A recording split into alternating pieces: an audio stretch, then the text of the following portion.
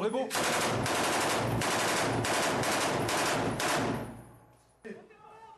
Dis-le avec moi.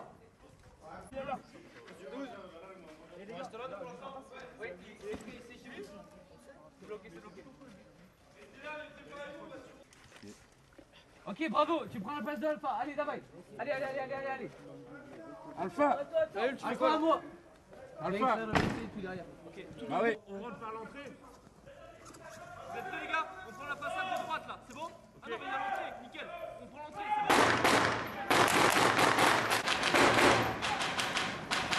bon. Bravo à moi. On participe à l'exercice polonais Dragon 24. C'est un exercice national polonais auquel certaines nations de l'OTAN, membres de l'OTAN, ont été invitées, la France en faisant partie. L'exercice consiste en 3 phases. Un déploiement logistique depuis la France, un déploiement technique et tactique sur le théâtre, qui s'est déroulé depuis notre arrivée le 21 février jusqu'à il y a 2 jours, dans lequel on a eu une phase de franchissement de coupure humide de la Vistule, une marche à l'ennemi de 300 km. Là, on attaque la dernière phase, qui est la phase de, on va dire, campagne de tir. Il y a un exercice de tir interarmé et interallié. La partie blindée, on ne l'a pas fait depuis 1996. Là, on le fait en interarmé et en multinational, donc c'est d'autant plus intéressant pour nous. Et d'un point de vue plus bas, à l'échelle de mon unité, ça permet de pousser nos engins dans leur retranchement. Faire 300 km d'affilée avec un char de bataille, c'est pas commun. On entre dans une nouvelle ère en fait. Jusqu'à maintenant, on était dans une ère d'assez basse intensité, où on avait un rapport de force qui était systématiquement à notre avantage. Aujourd'hui, avec le retour d'expérience des événements actuels partout dans le monde, on est entré dans une nouvelle phase où on va se concentrer sur la haute intensité. Au lieu d'avoir un combat du fort au faible, on va avoir un combat du fort au fort, avec les mêmes capacités technologiques, les mêmes structures, avec parfois où nous on va être mis en déséquilibre.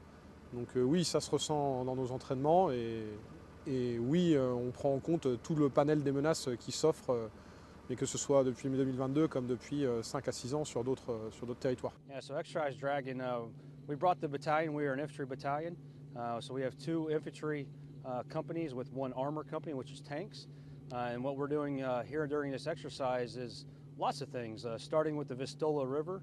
We did a river crossing down at that town, and then we came up to here to do live fire training. So while we're here, we're doing a lot of interoperability training, learning how other nations in NATO fight, and then how we can fight together to be better as a organization. So everything we do, we fight as a team.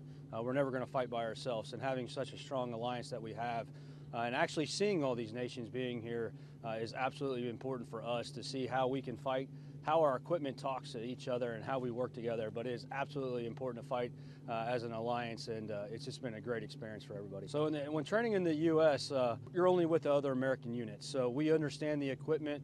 All of our equipment works together very well, but then when we come and train with all these different partners that we have, you have to get creative. How do we talk to each other? How do we communicate? How do we use their equipment? And how do we use our equipment to get the end state that we're looking at is just being a really good force and a really good alliance. The strongest military alliance, even today on the 25th anniversary of Poland joining NATO, being part of that ceremony today shows you how strong the bond is. And it does exactly what we're supposed to do. We're deterring aggression. We're here doing that, and then as we're doing that, the world knows how strong we are. So that alliance alone and NATO coming together and showing what we can do is absolutely important for the world and for Europe, absolutely. My battle group is composed of different enforcement, not belonging on my command post, and two AFV companies coming from my regiment. But I'm also enforced with the 7th Armed Brigade, French Army, different elements, one Leclerc tank company, and also one combat engineers and some logistical enforcement. It's very important for the French land forces to work with the other NATO armies because it allowed us to discover new kind of terrain, east part of Europe. The French battle group embedded into Dragon 24 exercise is currently under the orders of the 10th Armed Brigade from Polish Army, in close coordination with a German battalion and a Polish tank battalion. This kind of exercise and the anniversary of NATO is important because it's our common guarantee to maintain peace and safety in Europe, and it's also a good occasion for us to exchange about training, about our procedures, and to have a concrete, I would say, human and ground knowledge from each other. We find good opportunities to learn lessons from our Polish and US and German colleagues, because we discover some elements about the wet gap crossing, for example.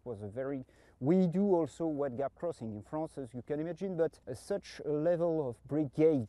Since the beginning of the crisis in Ukraine, I think this kind of exercise are a bit more serious from the top to the private, because everyone understands that it's a key element and that we need to be ready to protect our territories and the territories of our allied on the eastern flank. And also the size of exercise has increased from the brigade to division level, and Dragon 24 is part of Steadfast Defender 24. That is the biggest exercise since the 80s in Europe.